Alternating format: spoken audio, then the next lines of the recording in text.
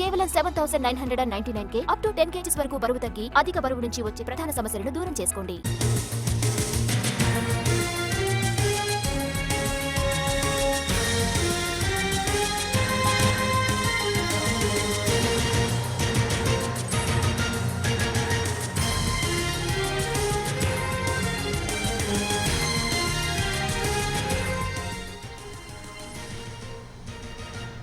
America Saint Francis ప్రాంతంలో జరిగిన road ప్రమాదంలో ఒకే కుటుంబానికి చెందిన 3 మృతి చెందారు.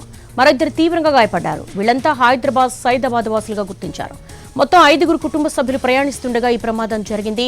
మృతుల్లో తల్లి నజయా సల్మా, కూతురు నిహాయిన్ షేక్, కుమారుడు ఉమర్ షేక్ ఉన్నారు.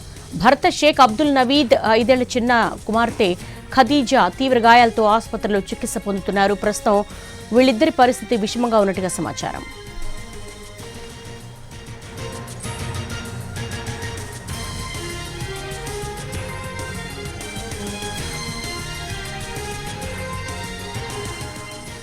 అమెరికా సెయింట్ ఫ్రాన్సిస్ ప్రాంతంలో జరిగిన రోడ్డు ప్రమాదంలో ఒకే కుటుంబానికి చెందిన 3 మృతి చెందారు. మరో 2 తీవ్రంగా గాయపడ్డారు. వీళ్లంతా హైదరాబాద్ సైదాబాద్ వాసులుగా గుర్తించారు. మొత్తం 5 కుటుంబ సభ్యులు ప్రయాణిస్తుండగా ఈ ప్రమాదం జరిగింది. మృతుల్లో తల్లి నజయా సల్మా, కూతురు నిహాయిన్ షేక్, కుమారుడు ఉమర్ షేక్ ఉన్నారు. భర్త షేక్ అబ్దుల్లా నవీద్, 5 ఏళ్ల చిన్న కుమార్తె ఖదీజా తీవ్ర గాయాలతో హాస్పిటల్లో చికిత్స పొందుతున్నారు. ప్రస్తుతం వీళ్ళిద్దరి పరిస్థితి విషమంగా ఉన్నట్టుగా సమాచారం. షేక్ అబ్దుల్ నవీద్ అని, ఆ తర్వాత జీవీకేలో సైంటిస్ట్ ఉండే, ఆ తర్వాత పిహెచ్డి కొరకు అమెరికా పోయి అక్కడ పిహెచ్డి చేసుకొని అక్కడ ఫార్మా సైంటిస్ట్గా ఒక కంపెనీలో ఫార్మా కంపెనీలో ఉద్యోగం చేస్తున్నాడు. ఆయనకు 3 పిల్లలు, 2 అమ్మాయిలు, 1 కొడుకు.